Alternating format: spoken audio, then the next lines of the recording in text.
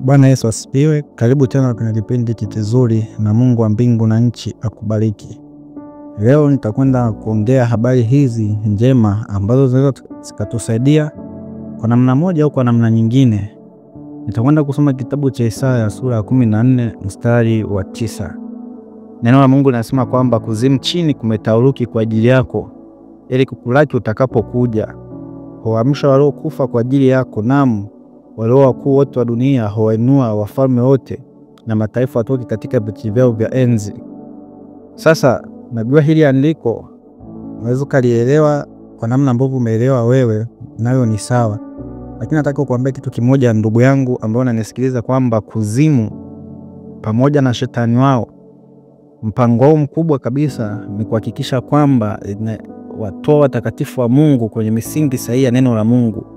Kuzimu ina mipango mingi ambayo wanaianzisha ili tu kuliangusha kanisa la Mungu, lakini ni kwamba Yesu alishasema kwamba atalijenga kanisa lake wala milango ya kuzimu halitalishinda. Kwa hiyo nataka kusema kitu gani? Ndugu yangu, kwa dunia ambayo tupo katika majira ya mwisho na nyakati za mwisho, kuzimu huko wana mipango mingi sana ya kutaka kuliangusha kanisa na kuangusha watakatifu wa Mungu, hasa walio wateule. Kwa hiyo sasa wanafanya nini? Leo hii tunaona manabii wengi wa uongo wamezuka, ambao manabii wa uongo ambao wameasisiwa na kuzimu, ambao wamejaa mijini, vijijini, wapo kila mahali. Lengo tu likiwa ni kuwatoa watu katika njia sahihi. Wamepewa ajenda ya kuwafarakanisha ndugu kwa ndugu, wamepewa kuwafarakanisha kwenye ndoa. Kwa sababu hii yote ni kuwatoa kwenye targeti ya watu wasiulisi ufalme wa Mungu. Kwa hiyo sasa ninachokisema ni nini?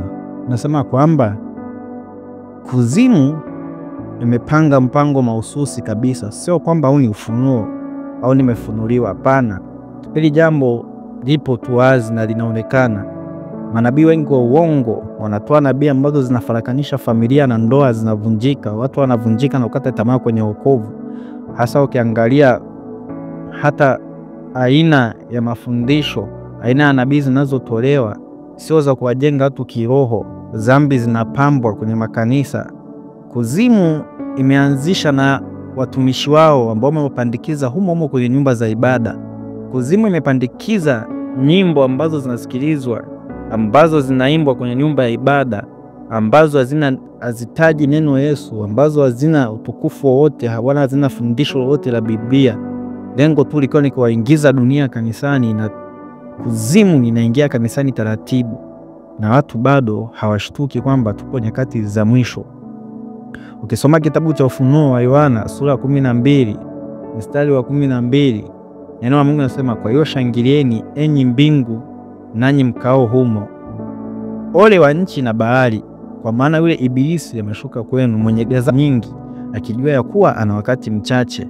Kwa nini neno la Mungu linasema kwanza kwa hiyo shangilieni enyi mbingu nanyi mkao humo? Mbingu wanashangilia, mbinguni wanashangilia. Kwa sababu gani? Ibilisi ameshuka. Ameshuka wapi? Ndio maana Biblia inasema ameshuka kwenu mwenye ghadhabu nyingi, akijua na wakati mchache. Kwa hiyo shetani anafanya kazi kwa bidii na wanahakikisha kwamba watu wanatoka kwenye wokovu, kwa sababu anajua ana wakati mchache.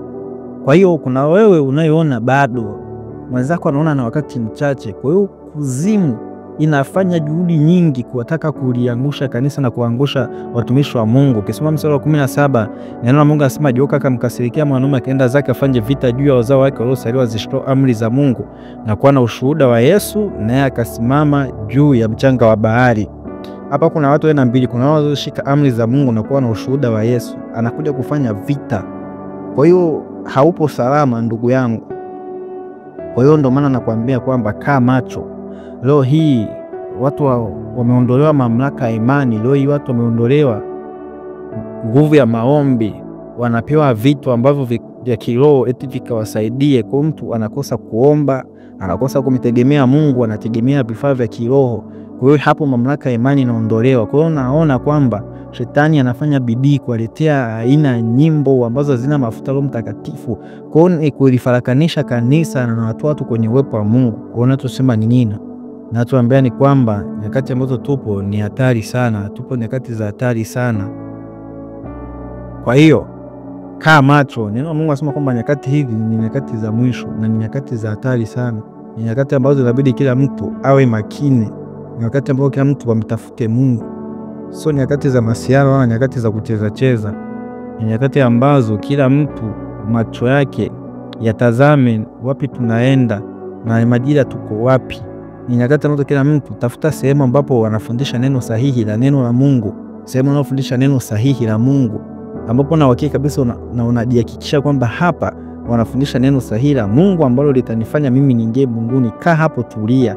Lakini acha kutangatanga. Ukitangatanga tu bila mpangilio maalum, utajikuta unadumbukia kwenye makanisa ya kuzimu ambayo yameibuka yana vituko vya ajabu. Zambia zikemei, masuruali yamejaa humo. Kwa hiyo kuwa makini ndugu yangu. Nyakati za mwisho mafundisho yatakuwepo mengi, mafundisho ya upotofu. Wewe upotevu na nguvu ya udanganyifu imemwagwa kwenye dunia ya leo.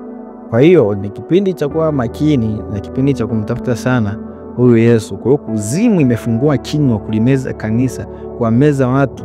Dunia nzima itajikuta tayari imeshapotelea huko. Kwa hiyo sasa nini nataka kusema sasa?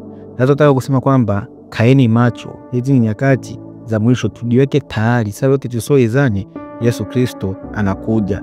Basi huu ni ujumbe ambao nimepata kukupa ili utafakari na ufanye maamuzi sahihi ya kumrudia Mungu na kumpokea Bwana Yesu Kristo na kuendelea mbele kwenye safari ya wokovu. Mungu wa mbingu na nchi awabariki.